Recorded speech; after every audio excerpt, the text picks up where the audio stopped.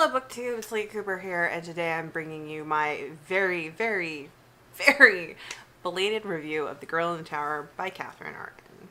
So this is the sequel to The Bear and the Nightingale, which was Katherin Arden's debut novel, and a kind of fairy tale retelling of the Father Frost myth, legend, folk story, which is a Russian folk tale.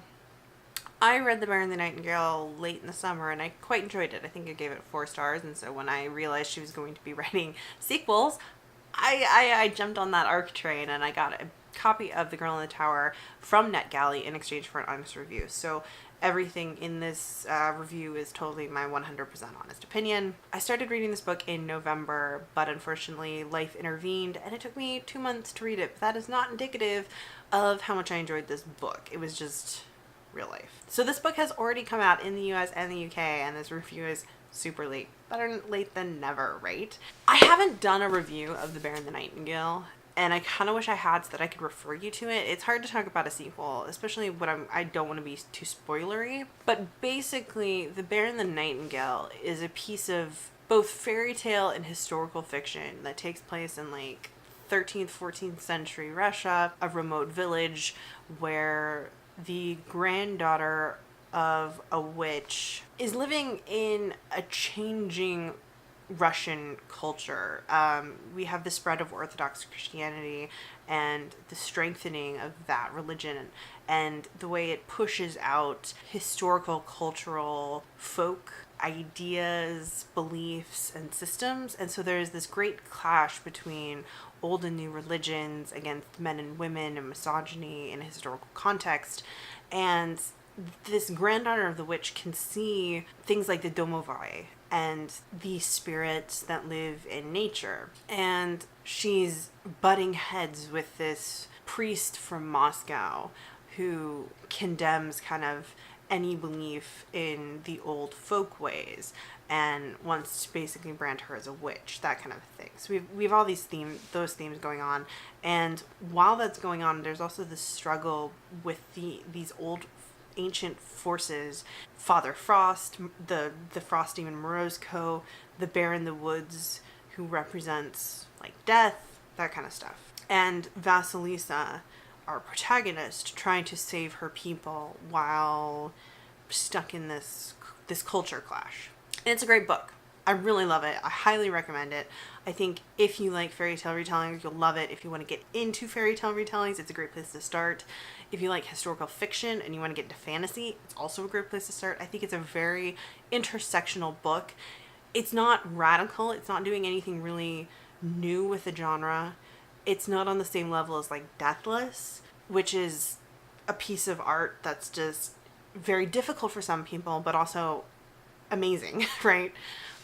It's not on that level. It's not revolutionary. It's not revolutionizing the fairy tale retelling genre, but it is a very solid book with good writing and enjoyable characters. So I totally recommend it. The sequel, I think, is also incredibly good. I gave it 4 stars. And I would say like the first 75%, maybe even the first 80% of it, I freaking loved. I was swept away. It's not a little bit. It's a lot more action packed. It's following up on a lot of like big events that happen at the end of The Bear and the Nightingale, and a lot of radical changes that happen with Vasilisa. She has to flee her home. She dresses as a boy. She goes on this adventure essentially. And so there's a lot more adventure type motifs, and the plot's a little bit more action based and a little bit more romance based, which is good and bad. So like I said, I really loved it. I mean, I'm like trying to figure out how to talk about this without spoilers, because I really don't want to spoil the first book. I want you to go read the first book, and then read the second book. So the whole girl dressing as a boy traveling the world motif is tired, right? Especially when it's a cis girl. But as a cis girl, I still enjoy it.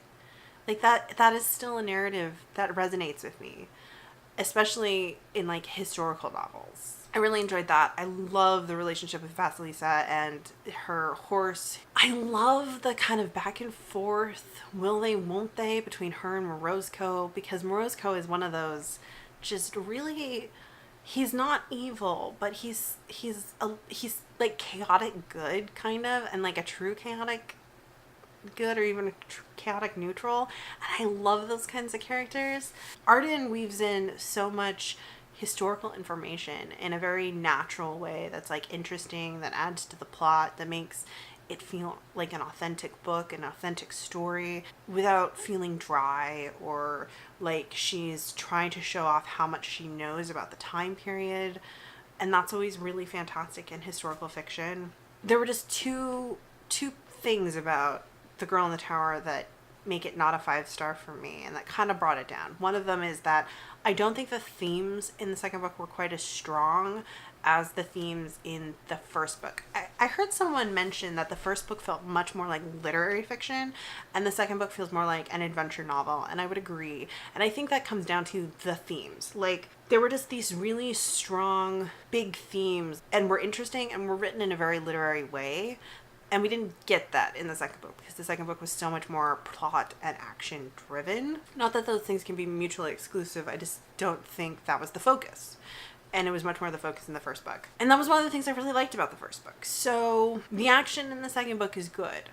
I just think I was looking for a little bit more nuanced depth that wasn't necessarily there. It was a little bit more of just a story. The other thing that kind of brought it down for me is the ending.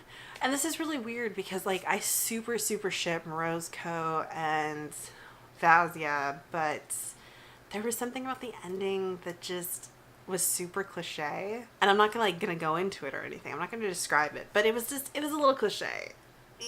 I'm waiting to see where she takes it in the third book, because there will be a third book. The other thing is, there is a huge, like, secret in the book, which I think if you don't know anything about Russian folklore, it won't be obvious. If you do know anything about Russian folklore, it's really obvious. And then it snowballs really quickly. Like, she spends a lot of time with the secret, which I think is good. But then once the reveal comes, everything snowballs in like a matter of 30 pages. And so the end feels rushed. So it's rushed, and then there's this one little piece of it running through it that's just like super cliche. And so it was a little bit, it kind of brought it down. While the first book, I would have been satisfied if it was just a single book. Like, I liked the way the ending wrapped up, and I thought it was fine. I didn't even know it was going to be a trilogy. The second book is definitely setting up for the third book. And sometimes that can make a second book feel a little weak. You know, that unfortunate middle book syndrome, right? I will be curious to see where she takes the story in the third book, which some kind viewer said was coming out this summer, which seems crazy soon. I don't know. I'm going to be keeping my eyes out for it, because I will definitely be reading it. I really want to read it. I really want to know what happens. The great thing about these books is I love the characters. Like, I genuinely love the characters. I'm really invested in everything that's happening with Vazia. I think if you want a book without too much romance, that was the other great thing about the first book, is it really didn't have any romance. So if you're a reader who doesn't like romance, I think it was a really solid book. There's a little bit more of it in the second book, so I hesitate, so it's not such an easy recommendation for people who don't like romance in their books. But still, if you like it, like light romance, not too much, it's not the super focus of most of what's happening. If you like historical fiction, you like fairy tale retellings, Russian folklore, etc. I mean, these books are really excellent. And if you want to pick up beautiful copies, buy the UK editions, because damn, they are glorious, spot on covers. Like, I don't rave about covers too much because I'm not a cover buyer, but those are gorgeous. So anyways, those are some of my thoughts on The Girl in the Tower. I gave it 4 stars. And I gave the first book 4 stars, and we'll see what I think of the third book whenever it comes out. Let me know if you've read this book and what you thought of it, or if you're thinking about picking it up, or if you're thinking about picking up The Bear and the Nightingale. If you enjoy any of my reviews or my other content, be sure and hit that subscribe button, and I will see you guys in my next video. Bye.